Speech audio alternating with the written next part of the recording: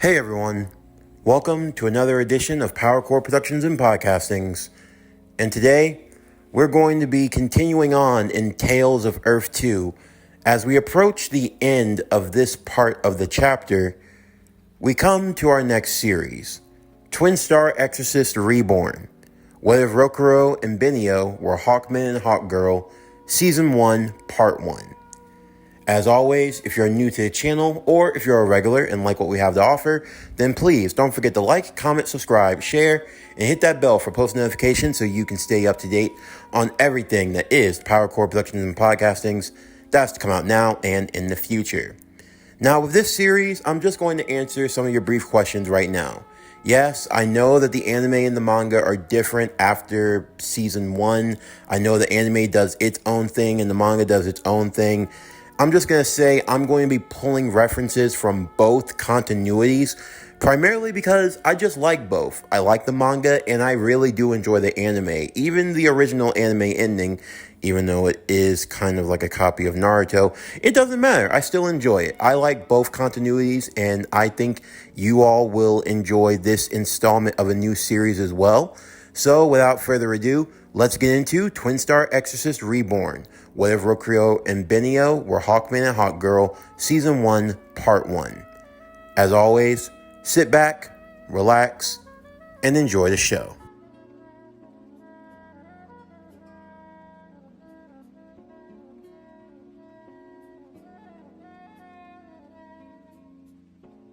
Rokuro had now been rejected for the 100th time.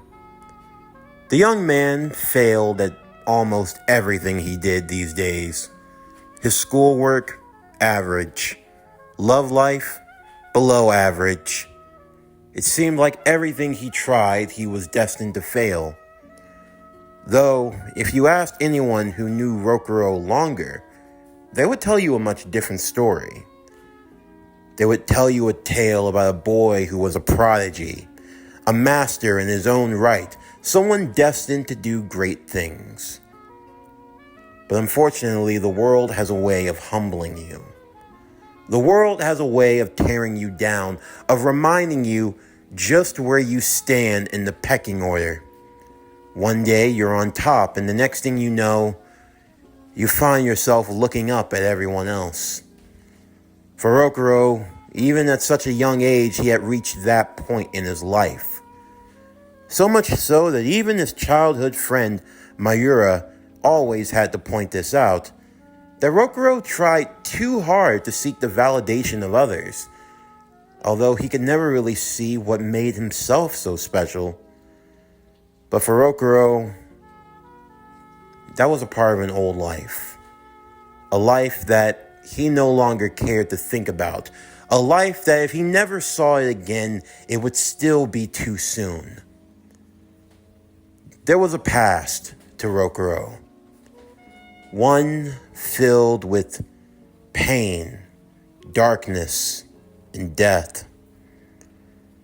As he found himself walking home from school, he crossed a bridge that ran over a river.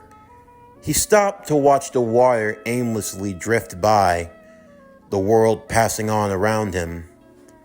Sure, he probably didn't handle his situation the best, but who could really understand? Who could really know about what he had been through, the loss that he had to deal with? Everyone was always looking at him, always judging him. He just wished that he could just be alone, to disappear from this world, just to be forgotten. Maybe that'd be a whole lot better than trying to... Before he could even finish his thoughts, from out of nowhere, a girl would come falling. He had no idea where she came from, but he barely had time to react as he found himself jumping over the railing of the bridge to try to catch and break her fall as they both landed in the riverside. The girl was dressed in a different school uniform, all black, matching her hair, held up in the front in two small bangs by hair clips. The girl was stoic, almost too much.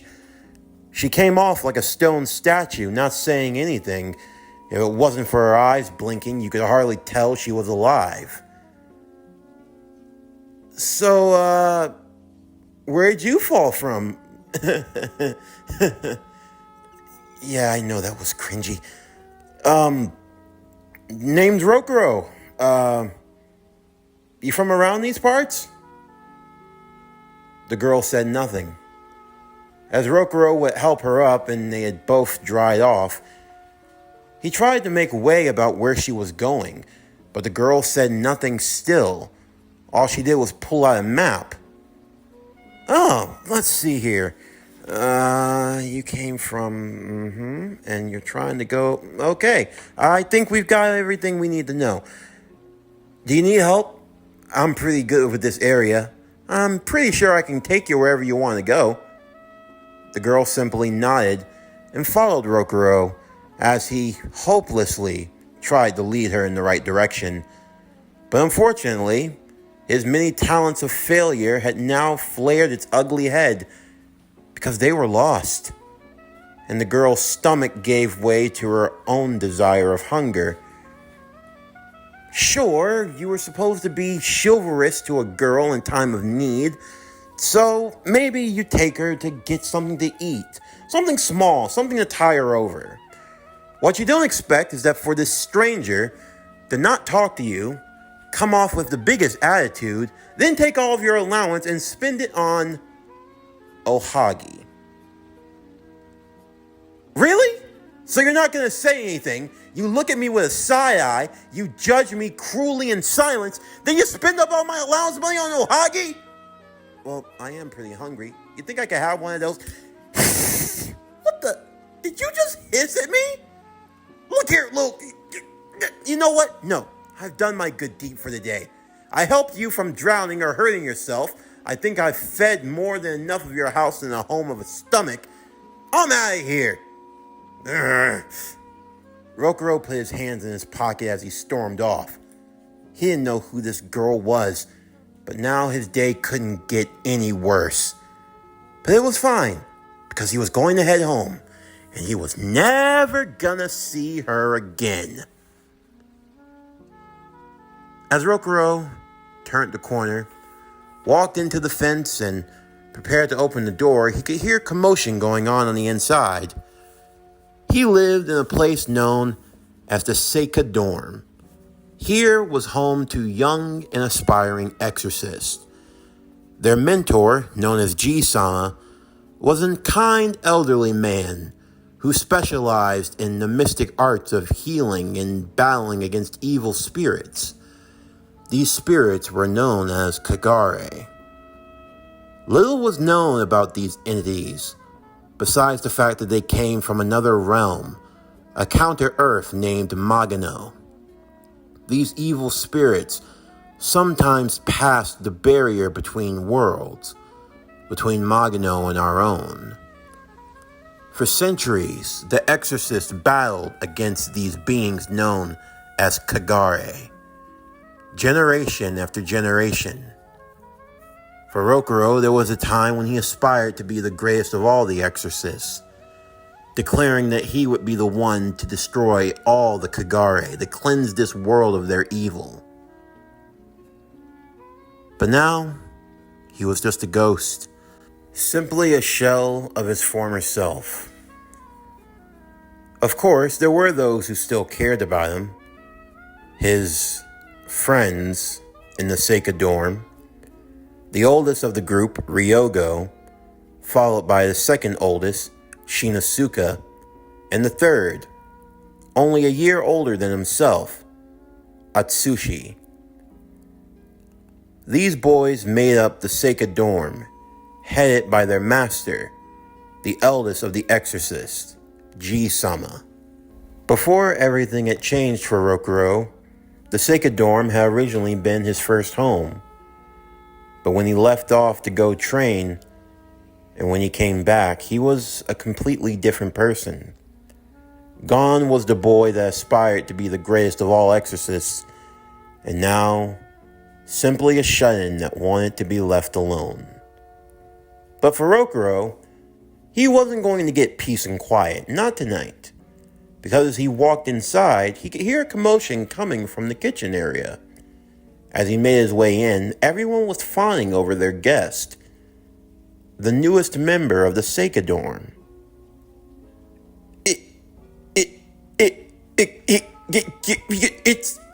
It's you! Oh, hey Rokuro. Glad to see you're home, man. Yeah, you know Benio? Benio? Who the hell's Benio? Rokuro, G-sama would say. This is Benio. Benio Adashino. She's going to be staying with us now. Yeah, she's one of the strongest exorcists from the West Side. She truly is in a class of her own. She might actually give you a run for your money. As if. Like I'd ever want to have anything to do with her. Besides, she can't really be all that great and mighty. She gets a little hungry and the next thing you know, she's out for the count. So as far as I'm concerned, ow! Rokuro didn't know what hit him, but something bopped him square in the nose. He saw that there was a tiny little creature sitting before him. It would be wise of you not to speak in a negative tone towards my master. Your master? Yes, I am the familiar of Benio-sama. So, it would behoove you to treat her with the proper respect. After all, she is your superior as an exorcist and let it go, Benio would say, as she continued to finish her cup of tea. Rokuro was finished with all of this and decided to head to his room for the night. Ryogo would try to smooth things over. Don't pay too much attention to him. He's been through a lot, but he's coming around. So he doesn't participate in fighting against the Kakari? Benio would ask. No, not normally. He usually chooses to stay out of it. Says that he's retired. Benio, she had seen otherwise. A lot more had happened that day. A lot more than either of them would let on. You see, when Rokuro was on his way home, he crossed paths with that girl once again. There were a couple of children. They were stumbling onto themselves and suddenly the environment changed. Without warning, the group found themselves in the world of Magano, and what stood before them? A large and monstrous Kagare. One so powerful that even Benio couldn't bring it down alone. But then out of nowhere, Rokuro appeared. His right arm changed into something monstrous. And in one attack, he managed to strike down the beastly Kagare. She was mesmerized by his strength. She may not have saw much in the individual, but she could recognize power. And he definitely had power.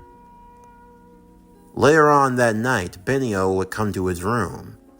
Of course, Rokuro didn't expect anyone to be bothering him, especially the new girl. What do you want? Can't you see it's 2 a.m. and... Okay, so you're just coming into my room now. Alright, I guess we're doing this. What do you want? You've bled me dry of all my money, and I've got no Hagi to give you. Why did you stop? What? Why did you stop? Being an exorcist, I saw your power today. You... What? It's not like I did anything special.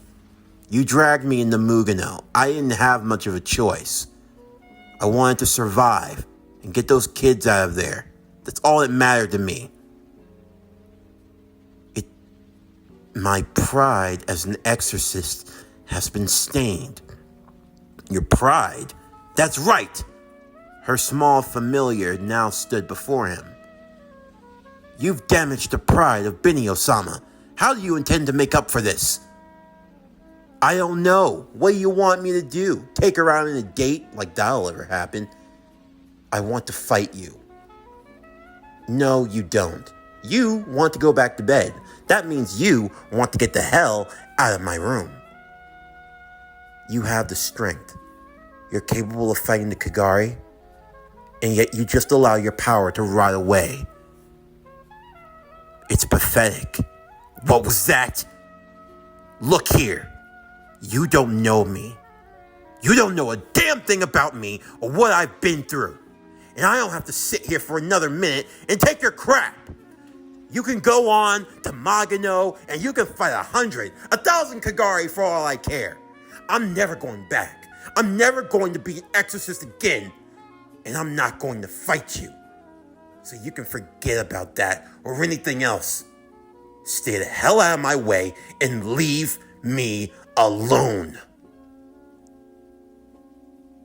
Unbeknownst to the two of them, Ryogo had heard a little bit of that conversation. Rokuro went to Magano? I can't believe it.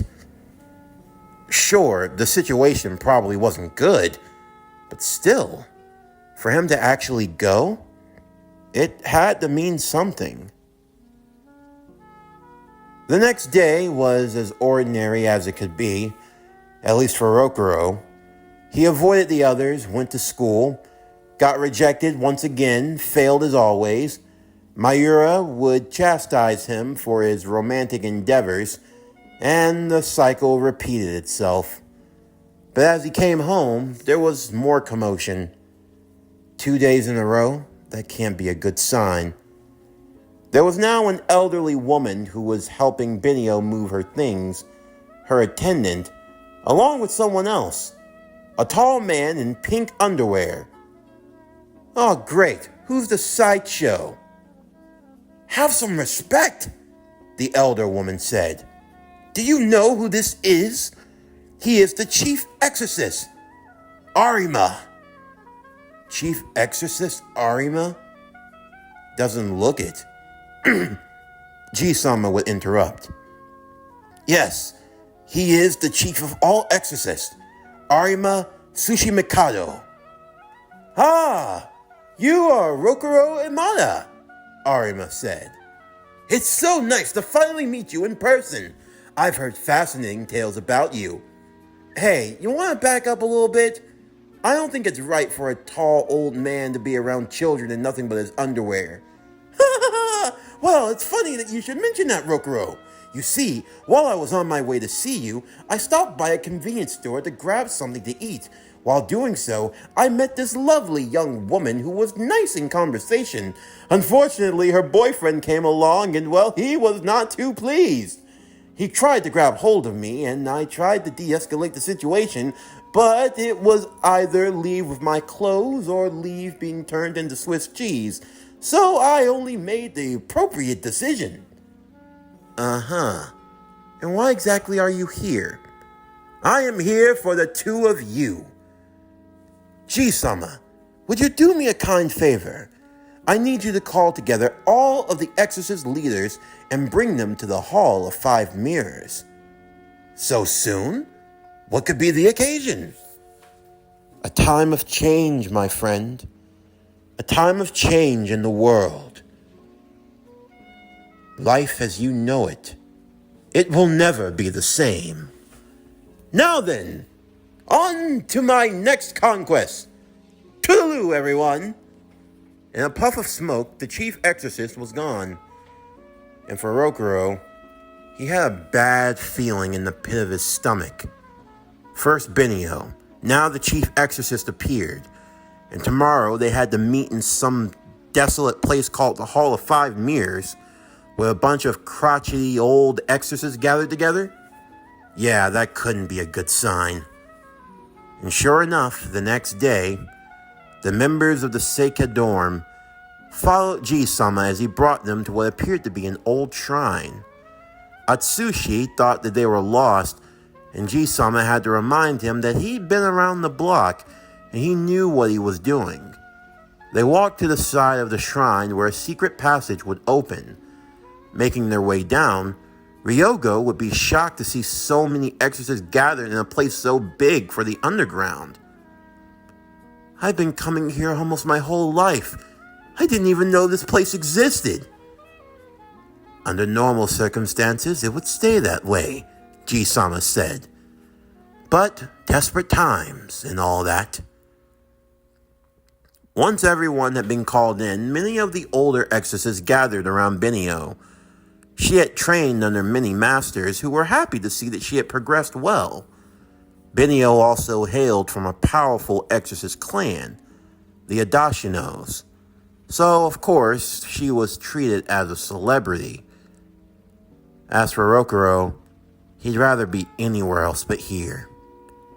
Finally, Chief Exorcist Arima would call for everyone's attention. Greetings! Greetings, everyone! It is so nice to have all of my brethren gathered together. I have had a premonition. A premonition, he says. Looks like he's off his rocker once more. Yes! Our war with the Kagare is drawing to a close. This caught everyone's attention. Of course, everyone always talked about how they were going to be the ones to beat all the Kagare. For Rokuro, this was nothing new. He wasn't the first powerful exorcist or former exorcist to come along and make such a claim, and he doubt he'd ever be the last. But for the chief of all exorcists to make such a claim, well, it had to be something serious. Yes, the time has come. The exorcist who will bring forth the end of the Kagare. The Miku. The Miku? What the hell is a Miku? What's he going on about? What is all this? The Miku will be the ultimate exorcist, with power of both east and west at their disposal. The one who will reign supreme, the ultimate exorcist, has finally come upon us. He first called Benio to the stand. And everyone, rightfully so, believed that this was just her coronation. Surely among the East and West, she is the superior exorcist. It only makes sense that she would be the Miko. Yes, perhaps this is the fulfillment of the prophecy. It's no surprise that someone from the Adashino clan would be the Miko. But before they could all join in jubilation, he would call forth Rokuro as well. Rokuro had the opposite effect. No one knew who he was. No one even knew where he came from. But if the chief exorcist was recognizing his power, then he had to be something special. What's the meaning of this? The Miko. I want its true power to be on full display. Everyone, Benio Adashino is the strongest exorcist from the West, and her counterpart, Rokuro Inmado, the strongest exorcist from the East. More murmuring continued as Armia would explain.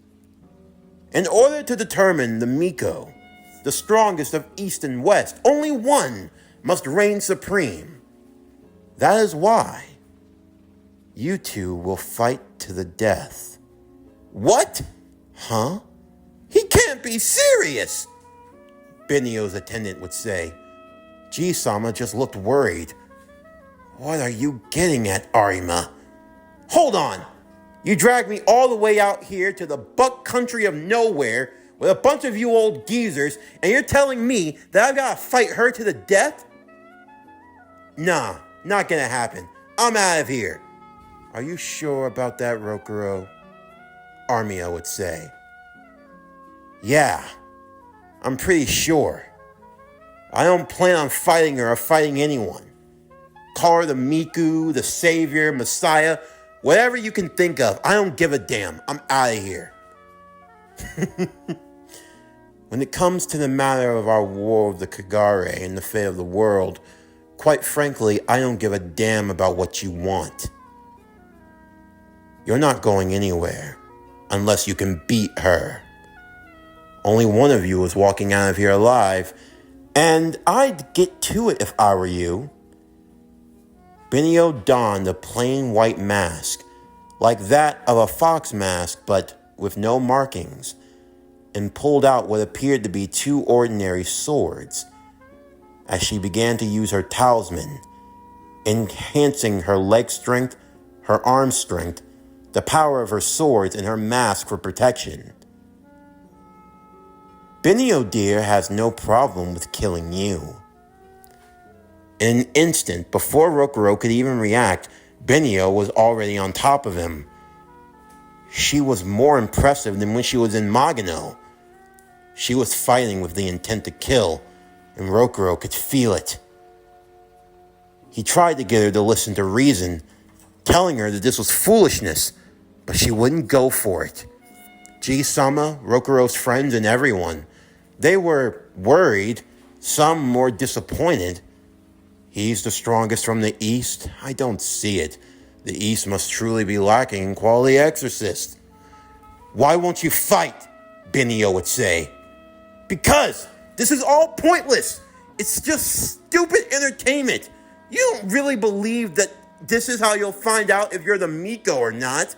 No, this is all because of the chief exorcist acting all high and mighty.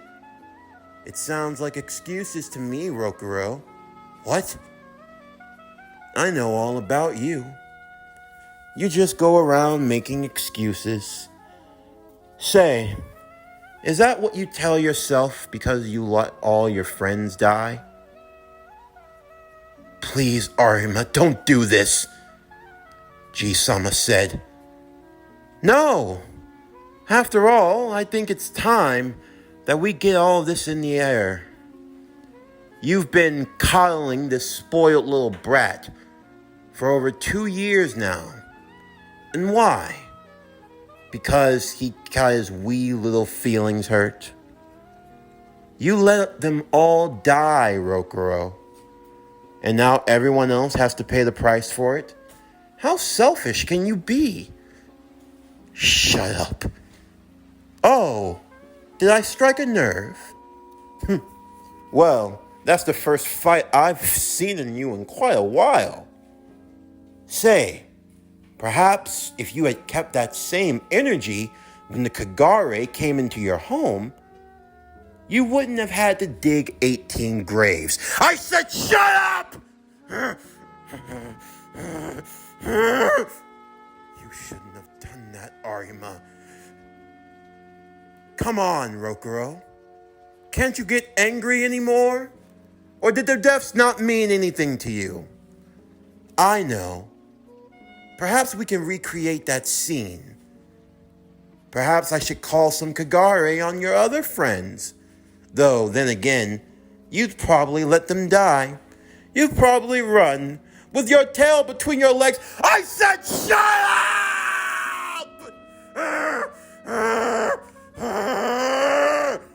Black Arm Talisman! Come forth at once! I'm going to kill you! I am your opponent. Get out of my way! Air Fissure Bullet! Come forth at once! Rokuro will allow his power to be on display. Without even using the need of enchanted talismans, he was capable of using spells, firing off multiple powerfully enhanced stones, shooting them like bullets towards Benio, who dodged and deflected most of them with her blades. But this was nothing more but a diversion, long enough for Rokuro to get in close, to strike with his right enhanced fist. It looked like something of a gauntlet that had fused to his arm, something monstrous in nature.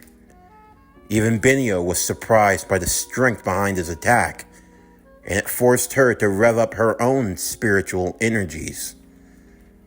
As Ji-sama and Benio's assistant watched on, they became more terrified than anything else.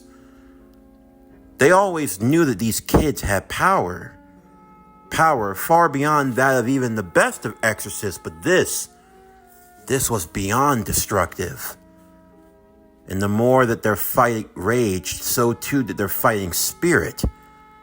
Until finally they were ready to clash, but something else would occur. A phenomena. In that moment, both of their spiritual auras began to resonate. Behind both Benio and Rokuro, what appeared to be astral-like wings would appear on their backs that manifested into something real.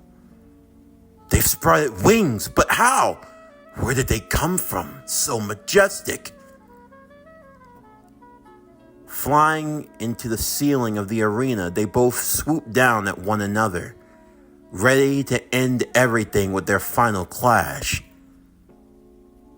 Arima had seen enough. Using his own talisman, he dissipated their power. Before they could collide, their wings would quickly disappear as soon as they had come. So too with their enhancements. They returned to normal, and only gave each other a mild headache when they collided. Ow! Ow! My enchantments, they're gone, and that was an excellent performance, the two of you, Arima said as he clapped for them both. But immediately he went to Rokuro and bowed. I am terribly sorry. I only said what I said to get you riled up. It was the only way to get you to show your true power. But I should not have disrespected the dead or your friends. Please forgive me, Rokuro. I am sorry. What? You tricked me? But have you not seen for yourselves, everyone? The power that these two exorcists possess. What they are truly capable of is something marvelous. But what was the meaning of it all? Who was the Miku? These questions began to stir, but finally he would explain. The prophecy foretells that the Miku will be born with the power of both the East and the West in their hands. They will be the ultimate exorcist, the one who will finally end the war with the Kagare. Their powers, joined together by a union over thousands of years in the making. For today, you have witnessed a miracle. You have witnessed the awakening of the Hawks. The awakening of the Hawks. That prophecy? It can't be true. You're saying that they are? Yes. They are the reincarnates of the first Hawks. The two originally blessed by the Hawk god Aquila. So wait, who exactly is the Miku? Is it me or Benio? Rokuro would ask. I don't think you're following me, Rokuro. What are you talking about? The prophecy foretells that the Miku would have the power of both East and West. You are only the East, and Benio is the West. So what I'm saying is, well, in a shorter sense, the Miku has not arrived yet, everyone. But we have found the parents of the Miku. Rokuro Imato and Benio Adashino. They are the twin star exorcists, the two reincarnates blessed by the hawk god Aquila. They will join together, just as their past selves have done, but this time, they will usher forth the Miku, the one prophesied to end the war with the Kagare. Huh? Rokuro, I see you're more slower. So I'll put it to you like this. You and Benio are going to get married. Then you're going to go kissing somewhere in a tree. And together, you two are going to make the Miku. Huh? Well, what?